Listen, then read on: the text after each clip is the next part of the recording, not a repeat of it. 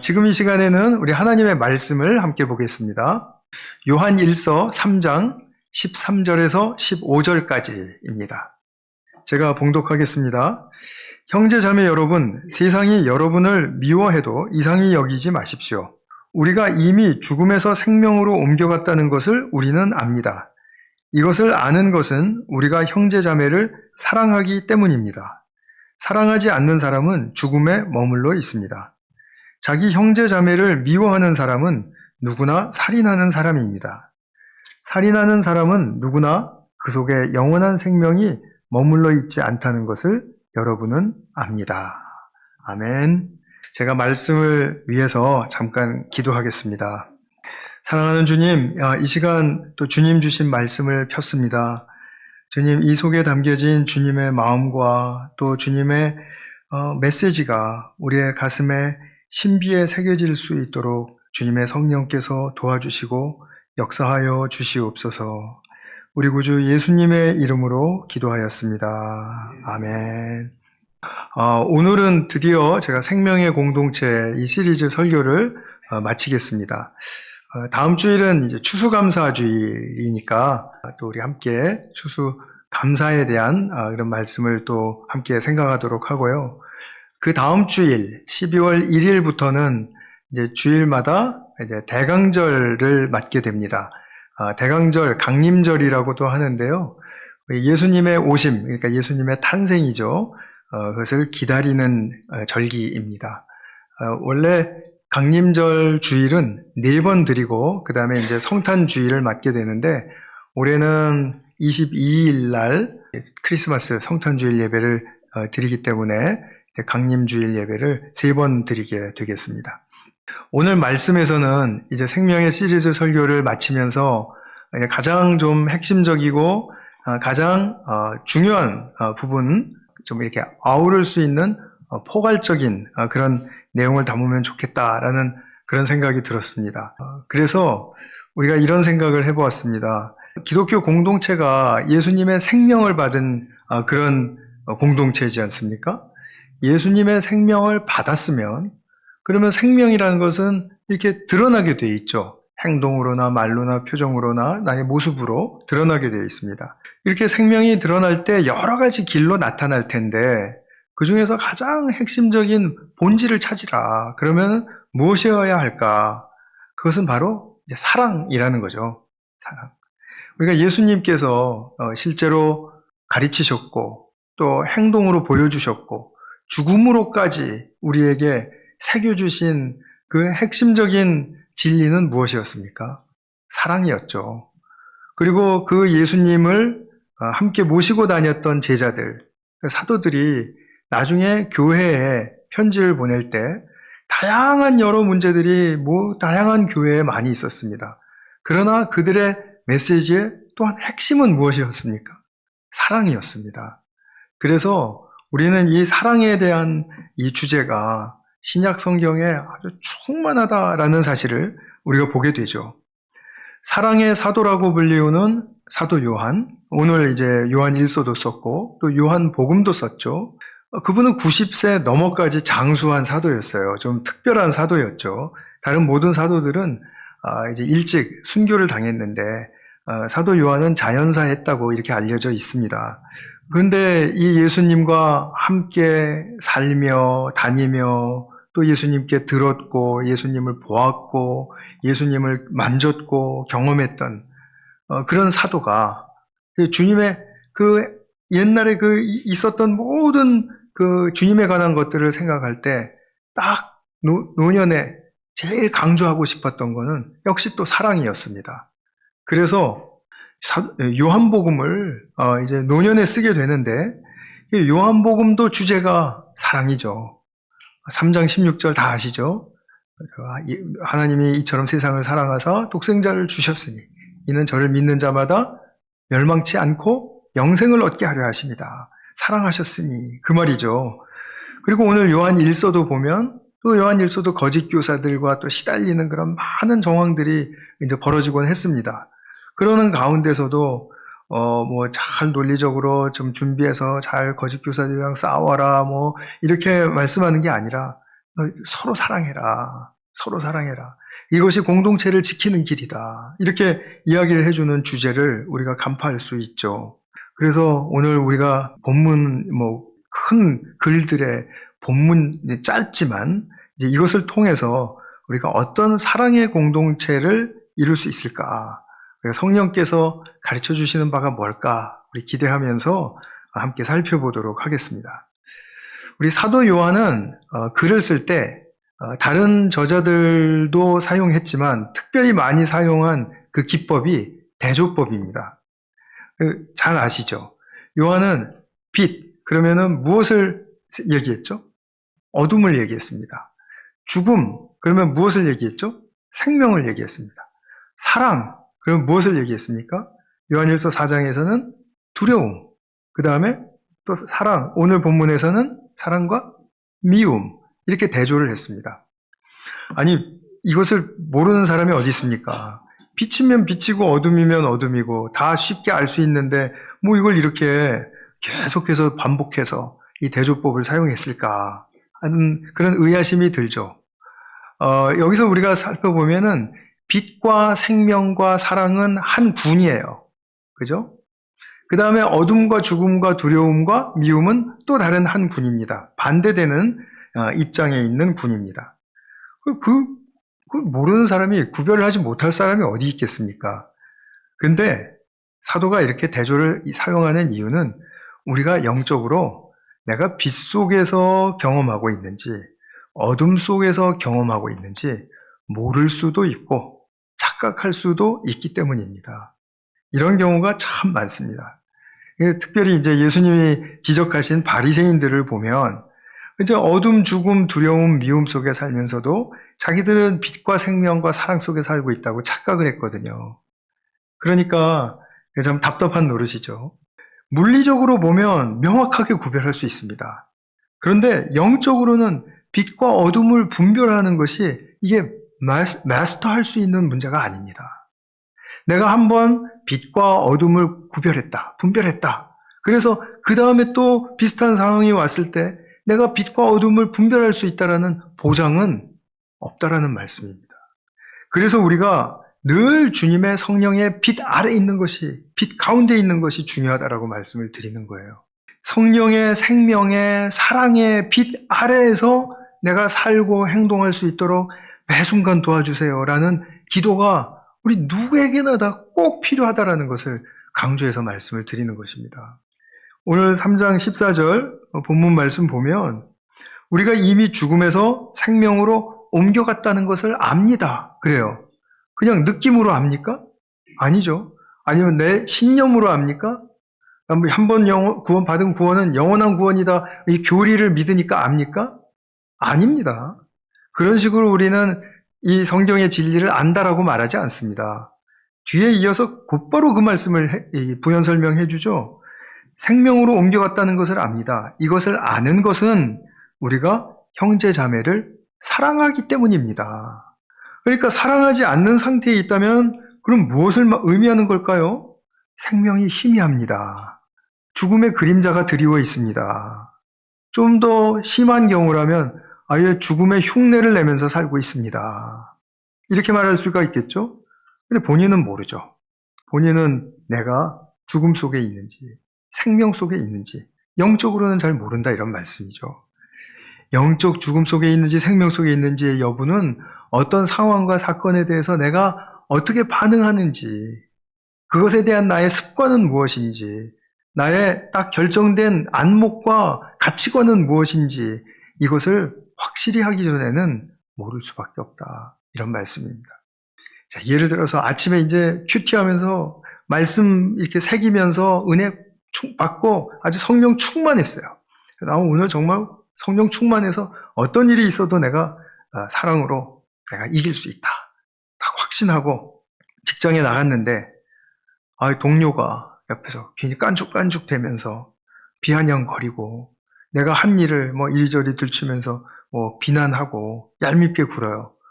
그럼 거기서 화가 날 수밖에 없죠? 화가 안 나는 사람은 이상한 사람이죠. 그러면 마음을 가라앉히기가 힘들 정도로까지 될 수 있어요. 내가 저자를 어떻게 멋있게 한번 좀 내가 카운터 펀치를 날려버려? 뭐 이런 생각을 할 수가 있다란 말이죠. 그런데 우리가 이런 상황 속에서 그렇게 구는 저 동료를 내가 계속 미워할 것인가? 그래서 내가 점심 먹고 힘을 냈을 때 내가 더 멋진 방법으로 저 사람을 내가 한번 좀 보복을 해야 되겠다. 라고 이렇게 계속해서 생각을 품고 있는지, 아니면 좀 마음이 가라앉기를 구하면서 왜 저럴까? 오늘 무슨 일이 있나? 공감하려고 애쓰면서, 뭐 많이 안 되면 조금이라도 애쓰면서 관용을 잃지 말아야 되겠다. 내가 친절을 그래도 잃지 말아야 되겠다. 내가 여태까지 그래도 관용과 친절을 베풀면서 많이 잘한 건 아니더라도 내가 그렇게 잘 해보려고 애를 쓰면서 살았는데 내가 오늘 이런 나의 거룩한 모습을 망쳐서는 안 되겠다. 이런 갈래길에 서게 되죠. 누구나 다 갈래길을 만날 겁니다. 그런데 어디를 택하느냐가 참으로 중요한 부분입니다. 미워한다라고 얘기를 이제 나왔는데 우리 본문에서도요. 미움이 뭡니까? 좀 강한 거부감입니다. 반감입니다. 저 사람이 내 옆에 있기를 거부하는 것입니다. 그 미움이에요. 더 나아가서는 분노해요. 저 사람에 대해서. 그리고 적대감을 품어요. 저 사람은 원수다. 그리고 혐오해요. 혐오라는 거 뭐 다 아시죠? 이런 감정들이 일어날 때 이거를 우리가 그냥 한마디로 밉다 이렇게 얘기를 하는 거죠. 근데 반면에 공감과 관용이라는 건 어떤 것입니까? 이 모든 부정적인 감정들의 반대 상태죠. 뭐 쉽습니다. 물론 실제 상황 속에서는 아주 복합적인 요인들이 많아서 정말 내가 미워하는 마음도 있지만 또 사랑하는 또 어떤 태도도 이렇게 보여주고 뭐 이렇게 하면서 뭐 가식적으로나마 또 이렇게 뭐 달래주고 또는 뭐 같이 또 응대해보고 뭐 이런 할 수 있어요. 그러면은 더더욱이 우리는 자신이 내가 빛 속에 있는지 어둠 속에 있는지 잘 모르기가 쉽죠. 그러면 우리가 이런 말씀을 들으면 이렇게 생각되실 거예요.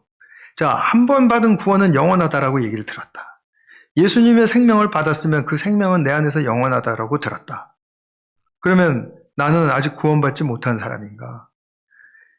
빛과 어둠, 생명과 죽음을 늘 이쪽 들어갔다 저쪽 들어갔다 맨날 반복하면서 그렇게 살고 있다면, 자, 그러면 결국은 나는 도대체 뭔가 구원 받았어? 못 받았어? 이제 이런 원론적인 그런 질문까지도 나오게 되죠. 사도는 지금 이런 부분을 태클 걸고자 하는 것이 아닙니다. 구원을 받았냐 못 받았냐 그거를 태클하려고 하는 게 아니에요. 예수님을 믿고 일단 주님의 생명을 받았고 그리고 내가 예수님을 믿는 삶을 살겠다라고 결단한 사람, 그것의 진실성은 자신이 알죠. 그러니까 그런 사람은 한 번 받은 구원, 영원하다라는 것입니다. 그래서 구원받은 신분이 뭐 흔들린다거나 구원받았다가 못 받았다가 한다거나 그런 얘기 아니라는 거죠. 참 제가 이거 옛날 얘기인데 이렇게 자꾸 또 드리게 됩니다. 이제 세교들이 있으시니까 이제 잘 한번 넘어가 보죠. 예수님을 믿는 사람은 변하지 않는 진리의 원칙 아래서 생명을 얻은 사람이에요. 이런 사람을 구원받은 사람이다 이렇게 얘기를 합니다. 근데 이것이 좀 혼동되기시기 때문에 제가 비유를 하나 들어보겠습니다. 이집트를 탈출한 이스라엘 백성이 있었습니다. 근데 이 사람들이 이제 어린 양의 피로 죽음을 면하고 그 다음에 하나님의 능력으로 홍해가 갈라져서 그래서 이집트를 떠났습니다. 그렇죠? 이들이 홍해를 건너서 광야로 들어가는 순간 완전히 이집트와는 이별이 되었습니다. 이집트는 어떤 곳이었죠? 비유컨대 어둠과 죽음의 세력이 지배하는 곳이었죠. 하나님의 백성이 노예로 사는 그런 세속적인 세력의 상징이었죠. 그런데 이들이 광야로 넘어왔습니다. 광야로 넘어오면 이집트의 어둠과 죽음의 지배를 받습니까? 구속력이 있습니까? 전혀 없죠. 그래서 광야에서는 하나님의 임재와 말씀의 지배를 받는 그런 원칙이 세워진 이스라엘 공동체로서 살아가는 것입니다. 그래서 하나님께서 그 시내산에서 말씀도 주시고 그리고 성소도 짓게 해주셔서 내가 항상 너희와 함께 있다. 하나님의 임재, 동행 이것을 이제 강조하시면서 이제 나의 임재와 나의 말씀을 따라라 이렇게 말씀하신 겁니다. 그런데 좋을 땐 다 좋은데 광야에서 고난이나 결핍이나 아니면 어려운 문제가 터졌습니다. 그러면 어디 생각이 나죠? 좀 생각하고 말씀하실 줄 알고 제가 물을 마셨는데 금방 대답을 해주시네요. 이집트 생각이 나죠. 이집트에서 한 번 먹어봤던 수박도 생각나고 부추도 생각나고 마늘도 생각나죠. 거기 있으면 차라리 이렇게 위험하지는 않았으니까 그냥 살다가 죽었을 텐데 왜 우리를 광야로 이 위험한 곳으로 이끌어내셔서 우리를 이렇게 죽음의 위협 속에서 살게 하냐. 자, 이렇게 되면 이집트 생각이 나는 것까지는 좋아요. 그런데 이것이 어디로 번지죠? 이러면 사람은 꼭 희생양을 잡고 싶어 합니다. 사람의 이게 참 정말 나쁜 마음입니다. 희생양 잡고 싶어 하는 거. 누구 때문에? 누구 때문이죠? 모세와 아론 때문이에요. 항상 이들은 그냥 밥이에요. 불평과 원망이 터지면 항상 모세와 아론을 향해서. 그러다가 좀 더 심해지면 반목, 갈등, 그 다음에 이제 패 짓고, 그 다음에 수천 명이 모여서 이집트로 돌아가자라고까지 소리를 지르곤 하는 것입니다. 이 상태에서 자기들이 여기까지 이렇게 막 번지면서 이렇게 온 상태에서 이들이 생각하기에 나는 죽음 속에 거하고 있다고 생각할까요? 생명 속에 거하고 있다고 생각할까요? 예측하시죠? 다 하실 수 있죠. 이들은 자기들이 생명을 향해서 가고 있다고 생각을 하는 겁니다. 그러면 하나님, 이 사람들이 죽음인지 생명인지 분별을 할 수 있다라는 얘기입니까? 없다라는 얘기입니까? 없다라는 거죠. 이게 우리의 인간의 나약한 뒷모습이에요. 자기가 무엇을 하는지 잘 모른다. 이런 말씀입니다. 그러면 아까 2장 11절에 제가 이제 건너뛰었는데 형제 자매를 미워하는 사람은 어둠 속에 있고 어둠 속을 걷고 있으니 자기가 어디로 가는지를 알지 못합니다. 어둠이 눈을 가렸기 때문입니다. 그런데 자기는 보고 있다고 생각을 해요. 자기는 잘 보기 때문에 미워하는 감정이 들어도 자기가 그것을 정당화할 수 있다라고 생각하는 거예요. 정당화하고 그리고 정당화하고 또 이렇게 이야기를 하면 할수록 그것은 자기가 어둠의 그림자를 뿌리는 것인데도 불구하고 자기는 뭔가 옳은 것을 확산시키고 있다라고 그렇게 생각을 하는 거예요. 이것이 우리의 나약한 모습의 한 부분이죠. 그러면 하나님은 광야에서 그들을 향해서 어떤 계획을 가지고 계셨습니까? 어려움에 닥치고 그리고 또 결핍에 부딪히면 이집트 생각나지? 하나님도 아셔요. 아시는데 근데 돌아갈 수 없어. 내가 홍해물 다시 갈라주지 않을 거거든? 지금 이런 말씀이시거든요. 그래서 아무도 못 돌아갔습니다, 실제로. 죽으면 광야에서 죽으면 죽었지 거기서 돌아가지는 못했어요. 그러면은 그 상황을 어떻게 극복해야 할까? 진퇴양난인데요. 어떻게 극복해야 할까? 라고 계속해서 잘 달래시는 거예요. 그러니까 미움의 마음이 들든지 아니면 불평의 마음이 들든지 원망의 마음이 들든지 어떤 것이든지 간에 자 그러면 어떻게 이거를 극복할 수 있을까? 지금 계속 물으시는 겁니다. 그러면 백성들의 입에서 어떤 답이 나오기를 원하실까요? 우리는 주님을 신뢰하기 때문에 주님만을 바라보겠습니다. 주님 새 길로 인도해 주십시오. 우리는 그 새 길이 아직 무엇인지 잘 모릅니다. 광야가 너무 어색하고 낯섭니다. 그리고 우리가 감당하기에 너무 어려운 곳입니다. 그러니까 주님 새 길을 보여주시고 새 길을 걸어갈 수 있도록 새 능력을 더해 주십시오. 이게 믿음이죠.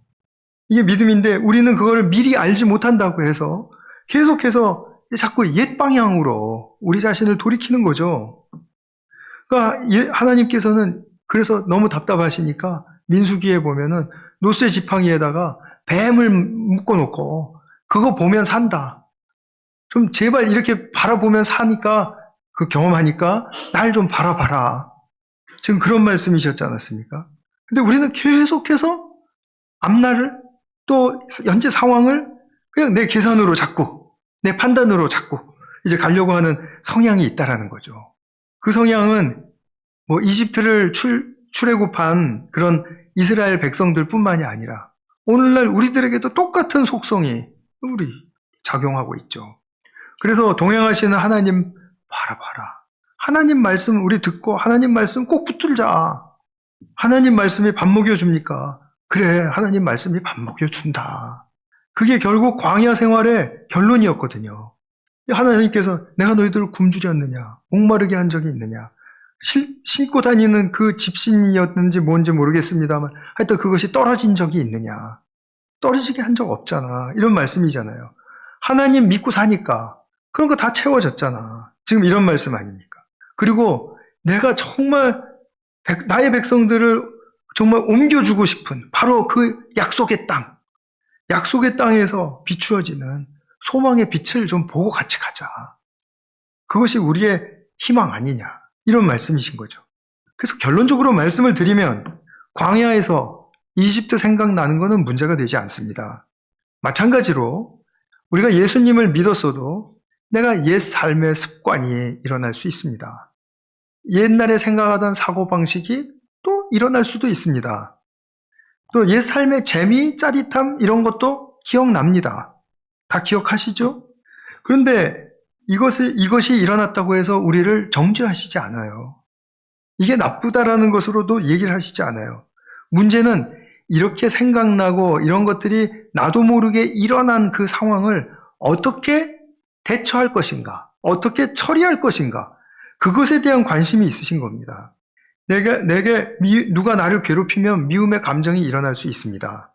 미움의 감정이 일어나는 것은 다 우리 인지상정이고요. 하나님도 인정해 주세요.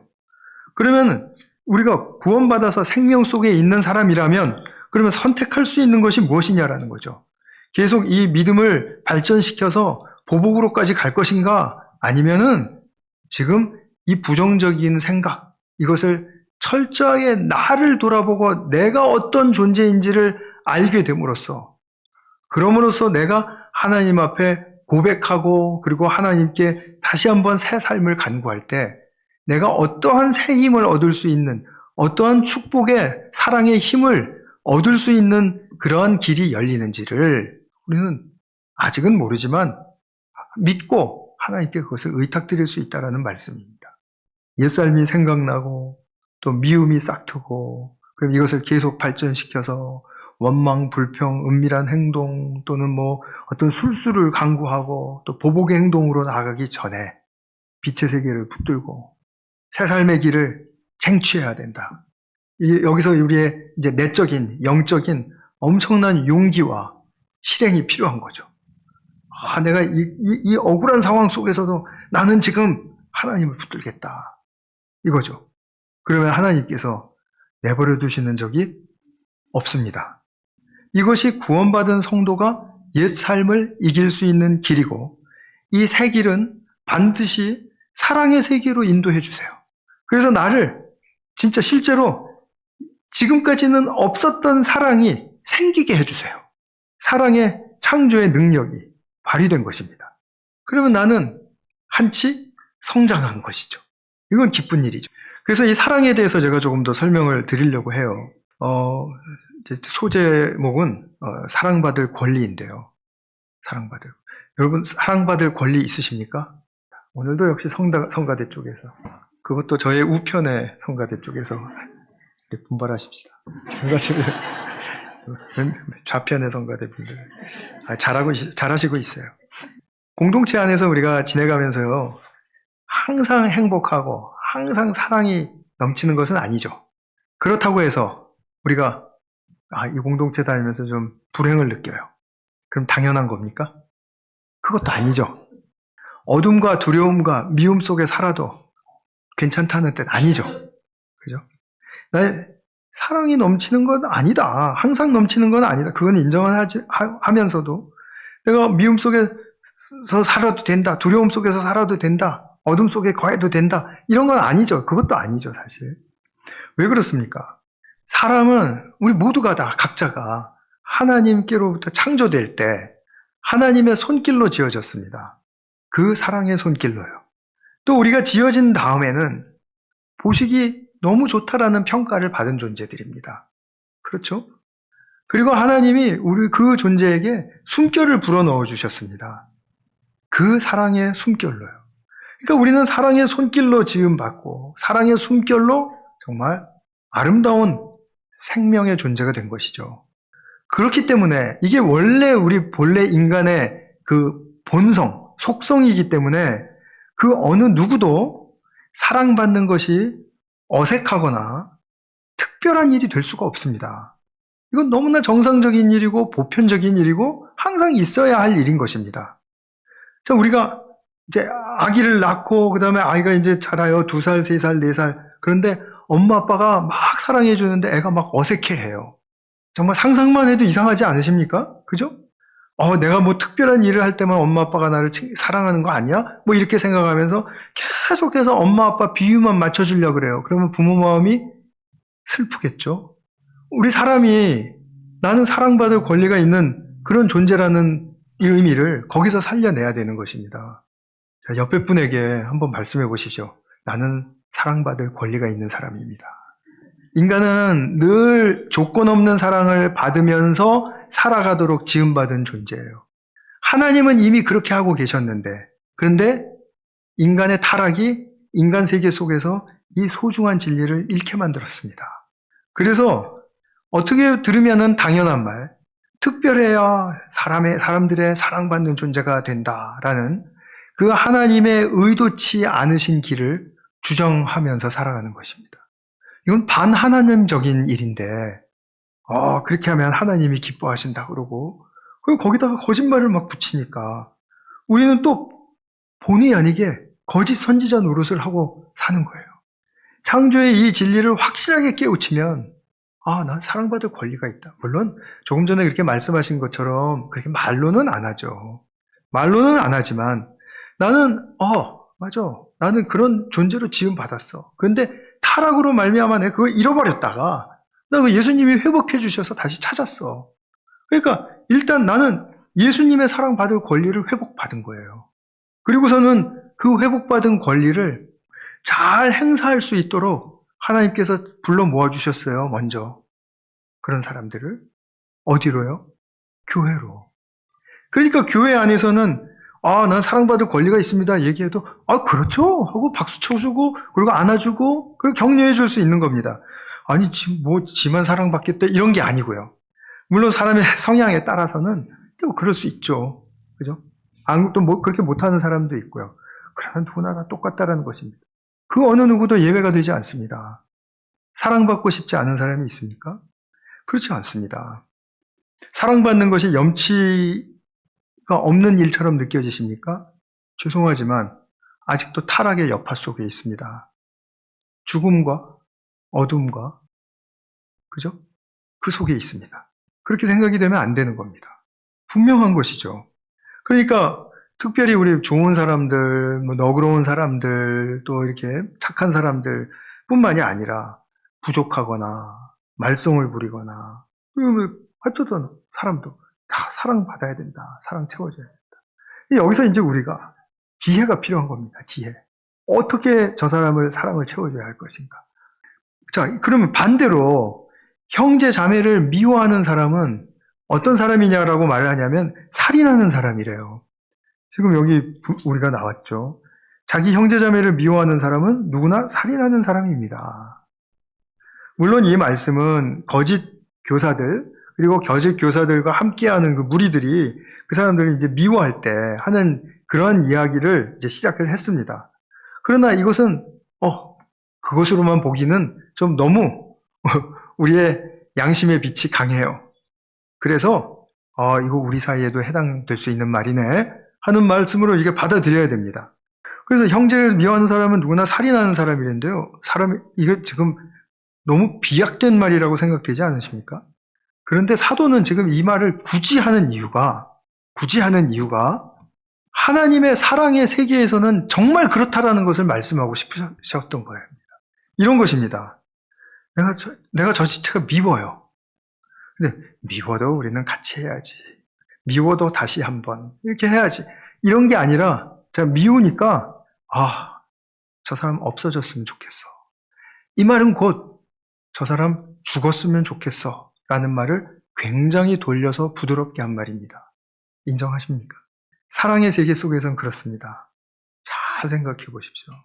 그래서 우리는 거짓말 많이 해요. 남편이 막 밉대요.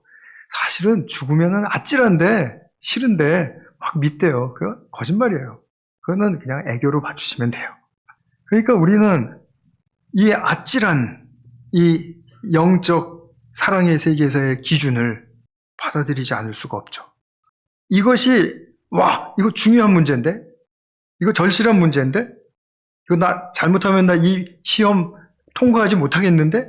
이러기 때문에 하나님께서 우리를 교회 공동체로 불러주시고 이 고귀한 훈련을 할 수 있도록 우리를 품어주신 것입니다. 그러니까 우리 사는 이 공동체 안에는 미운 사람이 있어야 되겠습니까? 없어야 되겠습니까? 훈련하기 위해서는 있어야 돼요. 잠시 이렇게 오류가 날 수도 있습니다. 있어야 돼요. 그리고 있게 마련입니다. 누구든지 하나 걸리게 되어 있습니다. 근데 그러면 우리는 저 사람도 사랑을 원하고 있지. 그치? 사랑받을 권리가 있는 사람이지. 내가 많은 사랑은 못 줘도 그래도 내가 좀 한 걸음은 다가가 줘야지. 내가 저 사람 없으면 좋겠다라고 하는 그런 생각은 하지 말아야지. 이런 생각을 해야죠. 이 부분에 있어서 그런데 우리에게 진짜 많은 영적인 자질이 필요합니다. 그리고 구체적인, 좀 전에 말씀드린 것처럼 지혜가 필요합니다. 그래서 사랑의 손길이 닿을 수 있는 그 방향을 향해서 내가 서는 것입니다. 직접적으로 꼭 해줘라 말라 이런 얘기는 아닙니다. 그렇게 마음을 가지고 있을 때 정말 우리가 그런 마음을 가진 성도님들이 한 분에서 두 분으로 늘고 10분에서 20분으로 늘고 그러면 그 공동체는 분명히 달라집니다. 어떻게 달라지는지 아십니까? 굉장히 자유로워지고 굉장히 편안해집니다. 누구를 만나도 내가 말을 골라서 할 필요가 없다. 이런 생각이 그냥 자연스럽게 지배하게 되고요. 그 공동체에 있을 때 내가 느끼는 감정은 그래, 이렇게 내가 애를 쓰고 살다가 이런 것들을 경험을 하게 되면은요. 난 이 공동체의 빛 안에 사는 것 정말 다행이다. 내 이 공동체의 생명 안에 살고 있구나. 다행이다. 그리고 우리가 무슨 특별한 일을 해서 그런 게 아니고 우리가 그냥 함께 붙들고 품고 있으면 물 흘러가듯이 편안해지는 것이구나. 저는 곤충학자 우리 예전에 계셨던 최 박사님한테 배운 게 하나 있는데 그분이 이런 개미의 비밀을 알려주셨어요. 근데 홍수가 나면은 개미들이 이제 땅에 다 죽어서 이제 죽게 되지 않습니까? 그러면은 이 개미들이 어떻게 하냐면요. 자기들끼리 이렇게 뭉친대요. 하나가 둘 되고 둘이 넷 되고 넷이 여덟 되고 막 이렇게 해가지고 수천, 그 다음에 수만 마리까지 이렇게 뭉친대요. 그래서 구 모양을 이렇게 만든답니다. 그러니까 자기들이 이렇게 따닥따닥 붙어 있으니까 이 결속력이 굉장히 강해진 거예요. 그러면은 홍수에 쓸려가도 그냥 동실동실 그냥 물 따라, 그냥 방향 따라 흘러간다는 거예요.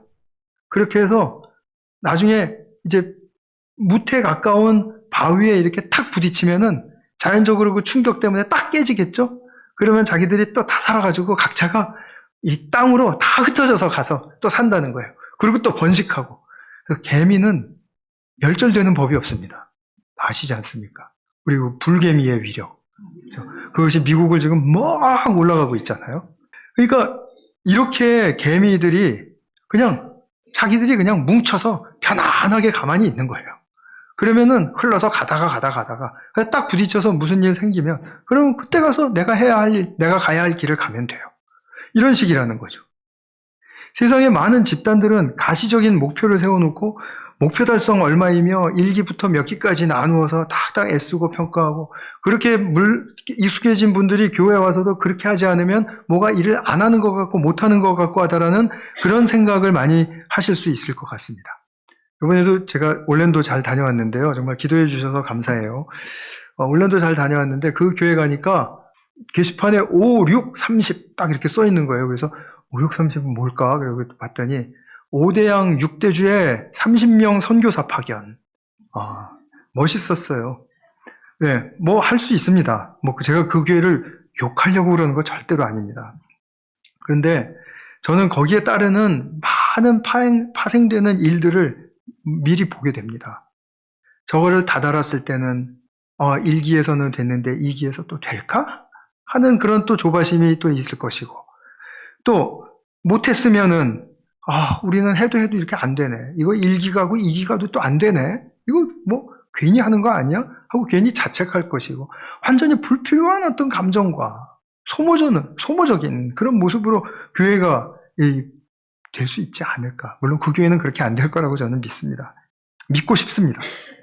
그러나 기독교 교회 공동체의 목표는 이런 숫자적인 타겟을 정하거나 아니면 사역의 종류를 쫙 나눠가지고 그냥 너는 이거 하고 나는 이거 하고 이렇게 다 분별해서 그 다음에 또 나중에 또 평가하고 뭐 이렇게 하고, 이거는 물론 어느 정도는 필요하죠. 제가 그 아주 필요 없다는 뜻 아닙니다. 그러니까 이제 리더십이 그것은 잘 조정해주면 되는 것이고, 우리 교회는 그렇게 해서 그냥 잘 서로 붙들고 흘러가면 되는 것입니다. 그러면서 내가 미워하는 형제 자매가 생겼을 때 내 한 손을 내밀 수 있는 그런 영적 실력자가 되는 것이죠. 그때 나 또한 한치가 크는 것이고요. 그러면 그것이 바로 하나님 나라에 걸맞는 모습이다, 알맞는 모습이다, 아니겠습니까? 제가 말씀을 맺으면서 요한복음 6장 얘기를 잠깐 해드리고 마치도록 하겠습니다. 요한복음 6장은 오병이어의 기적이 이제 사건으로 기록되어 있고요.